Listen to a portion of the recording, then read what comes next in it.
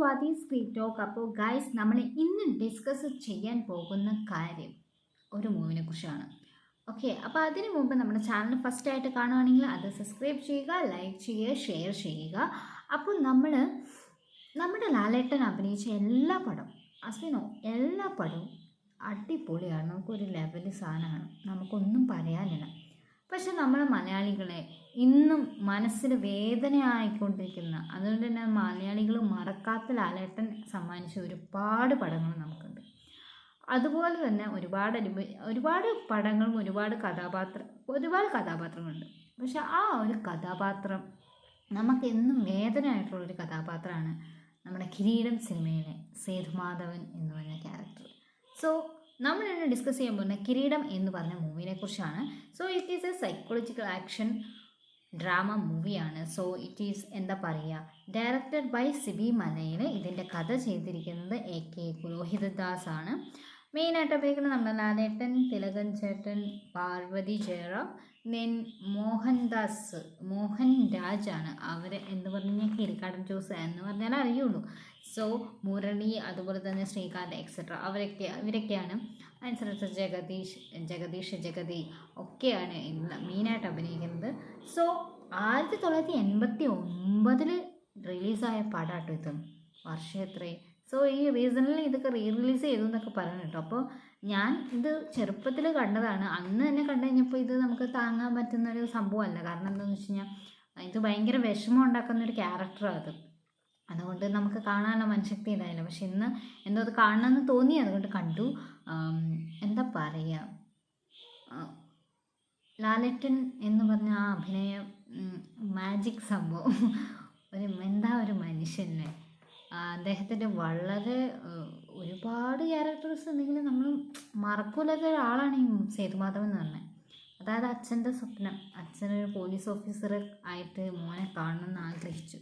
ആ അച്ഛൻ്റെ സ്വപ്നത്തിന് പിന്നാലെ അതുപോലെ തന്നെ ഡെഡിക്കേറ്റഡ് ആയിട്ട്, അതുപോലെ തന്നെ ഹാർഡ് വർക്ക് ചെയ്ത് അതിലേക്ക് എത്താൻ നിൽക്കുന്ന ആ ഒരു സമയത്ത് എല്ലാ സ്വപ്നങ്ങളും, സാഹചര്യം കൊണ്ട് എല്ലാ സ്വപ്നങ്ങളും എല്ലാം ഒറ്റ നിമിഷം കൊണ്ട് നഷ്ടപ്പെട്ട ഒരു ചെറുപ്പക്കാരൻ്റെ കഥ പറയുകയാണ് ഈ സേതുമാധവൻ എന്ന് പറഞ്ഞ ക്യാരക്ടറുള്ള. നമ്മുടെ ലൈഫിലും റിയൽ ലൈഫിലും നമ്മൾ ഒരുപാട് കഥകൾ കേട്ടിട്ടുണ്ട് ഇങ്ങനെയുള്ള ആൾക്കാരൊക്കെ. പക്ഷെ അത് മലയാളികളുടെ മുന്നിലേക്ക് ഒരു വിഷ്വലായിട്ട് കൊടുത്ത ഒരു പടമാണ് കിരീടം എന്ന് പറയുന്നത്. സോ ഈ ഒരു പടത്തിൽ എന്ന് പറഞ്ഞു കഴിഞ്ഞാൽ ലാലേട്ടൻ അഭിനയിച്ച പടമാണ്. പല സീൻസിലും നമുക്ക് ലാലേട്ടൻ്റെ കഴിവ് നമുക്ക് എടുത്ത് പറയേണ്ട ഒരു പടമാണ് ഇതിനകത്ത്. അതായത് ഇതിൽ അഭിനയിച്ച എല്ലാ ആൾക്കാരും അവരുടെ 100% ഇട്ടിരിക്കുന്ന ഒരു പടമാണ്. അവരുടെ ക്യാരക്ടർ, അതായത് അതിൽ ജഗതി സർ അവർ അഭിനയിച്ചിരിക്കുന്ന ക്യാരക്ടർ എന്ന് പറഞ്ഞാൽ രമണൻ എന്ന് പറഞ്ഞ ക്യാരക്ടർ, ആ അളിയൻ ആയിട്ട്. പക്ഷെ അതാണെങ്കിൽ പോലും നല്ല വെറുപ്പില്ല. എനിക്ക് ദേഷ്യം വന്നിട്ട് ആ ഒരു ക്യാരക്ടർ ഉണ്ട് ഇപ്പോൾ. പക്ഷേ അതാണെങ്കിലും അത്രയും നമുക്ക് വെറുപ്പ് സമ്പാദിച്ച് നമ്മൾക്ക് ഓഡിയൻസിന് അത് തരണമെങ്കിൽ, അല്ലെങ്കിൽ പ്രേക്ഷകർക്ക് അത് തരുന്നുണ്ടെങ്കിൽ അത് അവരുടെ കഴിവാണ്. അപ്പോൾ അതുകൊണ്ട് എല്ലാ ക്യാരക്ടേഴ്സും എല്ലാവരും അവരുടെ 100% ഇട്ടൊരു പടമാണ് എന്തെന്ന് പറയുന്നത്. അതായത് ഒരു ചെറുപ്പക്കാരനെ, ഒരു ഉറുമ്പിനെ പോലും നോവിക്കാത്തൊരു ചെറുപ്പക്കാരൻ അവരുടെ സ്വപ്നത്തിന് വേണ്ടി, ആ കുടുംബത്തിൽ അച്ഛന് വേണ്ടിയിട്ട് എല്ലാം അത്രയും അച്ചടക്കത്തോടു കൂടി വളർന്നൊരു കൊച്ച് പെട്ടെന്നൊരു സാഹചര്യത്തിൽ കഴിയുമ്പോൾ ഒറ്റ നിമിഷം കൊണ്ട് അതൊന്ന് ആലോചിക്കുക. ഞാൻ അത് ഫസ്റ്റിലെ സീൻ എന്നത് തിലകൻ സാറിനെ ഇങ്ങനെ അടിക്കുക റോഡിലിട്ട് കേക്കാടൻ. അപ്പോൾ ആ ടൈമിൽ ആ ഇറങ്ങി ഇങ്ങനെ എല്ലാവരും തള്ളി മാറ്റിയിട്ട് അങ്ങോട്ട് ഇറങ്ങണ ഒരു സീനുണ്ടല്ലോ, ഓടി പോണ ആ സീൻ കണ്ടപ്പോൾ എനിക്കത് ഭയങ്കര ഫീൽ ചെയ്തു. കാരണം എന്താ വെച്ചാൽ ആ ഒറ്റ നിമിഷമാണ് എന്താ എല്ലാത്തിനും കാരണം. പിന്നെ ഉണ്ടാവുന്ന പ്രശ്നങ്ങൾക്കിടക്ക് ആ ഒറ്റ സിറ്റുവേഷനാണ്, ആ ഒരു ടൈമിൽ നടക്കുന്ന സംഭവമാണ്. ആ ലൈഫ് മൊത്തം പോവുകയാണ്. പിന്നെ ചെല്ലനോടത്തൊക്കെ പ്രശ്നങ്ങൾ, സേതുമാധവൻ്റെ ആളാണെന്നും പറഞ്ഞിട്ടുണ്ട് അതിൻ്റെ പേരിൽ പ്രശ്നങ്ങൾ. കാരണം നമ്മൾ ജീവിക്കാമെന്ന് വിചാരിച്ചാൽ ജീവിക്കാൻ സമ്മതിക്കില്ലാത്തൊരു സിറ്റുവേഷൻ അതിനകത്ത് കാണിക്കുന്നുണ്ട്. അങ്ങനെ ഒരു രീതിയിൽ പിന്നെ എന്താ പറയുക, മൊത്തത്തിൽ ആ ഒരു പടം മൊത്തത്തിൽ നമ്മൾ വല്ലാതെ അത് കഴിഞ്ഞിട്ടുള്ള എല്ലാ ഭാഗവും നമുക്ക് ഭയങ്കരമായിട്ട് നമ്മുടെ മനസ്സിൽ തട്ടുന്ന ഒരു സംഭവമാണ്. എല്ലാ ആഗ്രഹങ്ങളും സ്വപ്നങ്ങളൊക്കെ അവിടെ തീർന്നു, എല്ലാവരും എഗെയിൻസ്റ്റ് ആവുന്നു, ആരും മനസ്സിലാക്കാതിരിക്കുന്നു, എല്ലാവരും നഷ്ടപ്പെടുന്നു. ഒന്ന് ആലോചിച്ച് നോക്കിക്കുക എന്തൊരവസ്ഥയെന്ന്.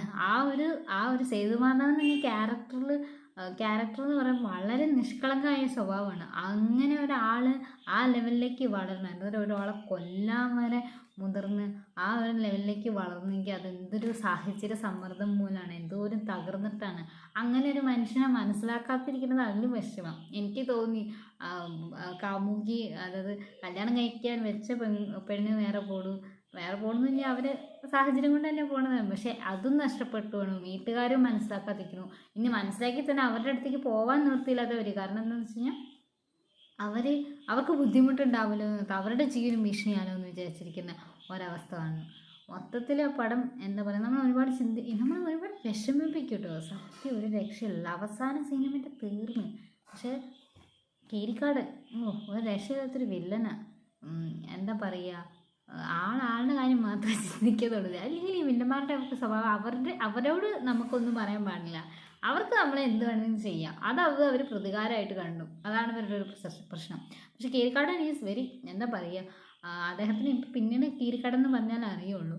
അപ്പോൾ കീരിക്കാടൻ വളരെ നന്നായിട്ട് ആ ഒരു ക്യാരക്ടർ ചെയ്തിട്ടുണ്ട്.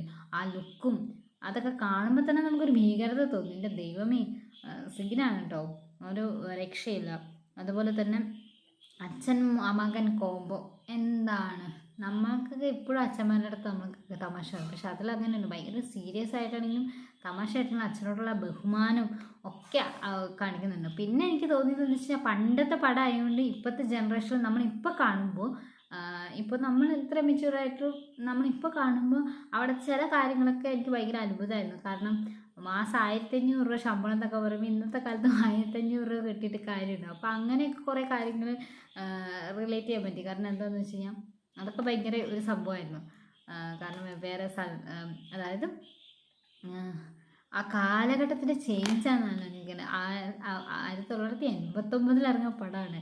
ഇപ്പോൾ 2026 കാണുമ്പോൾ അത് എത്ര ആ ഒരു നമ്മുടെ നാട് എന്തോരം ഡെവലപ്ഡ് ആയിട്ടും നമുക്കതിനകത്ത് മനസ്സിലാക്കാൻ പറ്റുന്നുണ്ട്. പിന്നെ ഈ പറഞ്ഞമാതിരി നല്ല ഒരു കണ്ടിരിക്കുന്ന പടം കേട്ടോ. ഒരുപാട് പേരുടെ ലൈഫ് പറയുന്ന കഥയാണ് ശരിക്കും. സേതുമാധവൻ എന്ന് പറഞ്ഞ ക്യാരക്ടർ ലാലേട്ടൻ വളരെ വളരെ എന്താ പറയുക, ആ ഒരു കരയണ സീനെന്നൊക്കെ പറഞ്ഞു കഴിഞ്ഞാൽ നമുക്ക് ഭയങ്കര അച്ഛനാണ് പറയണത്, കത്തി താഴെയുടെ ആ ഒരു സീനൊക്കെ എന്ന് പറയുമ്പോൾ അതൊക്കെ ഒരുപാട് പേര് ട്രോളി കളഞ്ഞെങ്കിലും ട്രോളി ചൊല്ലിച്ച് ചിലപ്പോൾ നമുക്ക് സങ്കടം വരും. അതുപോലെ തന്നെ ആ പാട്ട് കണ്ണീർ പൂവിൻ്റെ കവിളിത്തോലോടി, ആ പാട്ടൊക്കെ നമുക്ക് കുറേ പേര് നമ്മൾ കോമഡി കണ്ട് ഇതായെങ്കിൽ പോലും ആ സിനിമ കാണുമ്പോൾ ആ സീന് അല്ലെങ്കിൽ ആ ഒരു പാട്ടൊക്കെ നമ്മളെ മനസ്സിനെ വല്ലാതെ വിഷമിപ്പിക്കും. ലൈക്ക് എനിക്ക് ഭയങ്കര സങ്കടം തോന്നിയ ഒരു സംഭവമായിട്ടോ എനിക്ക് പേഴ്സണലി. എല്ലാവർക്കും അങ്ങനെയല്ല, മലയാളികൾ ആ സിനിമ കണ്ടിട്ട് കരയാതിരിക്കില്ല ഉറപ്പായിട്ടും ആ ഒരു ക്യാരക്ടർ.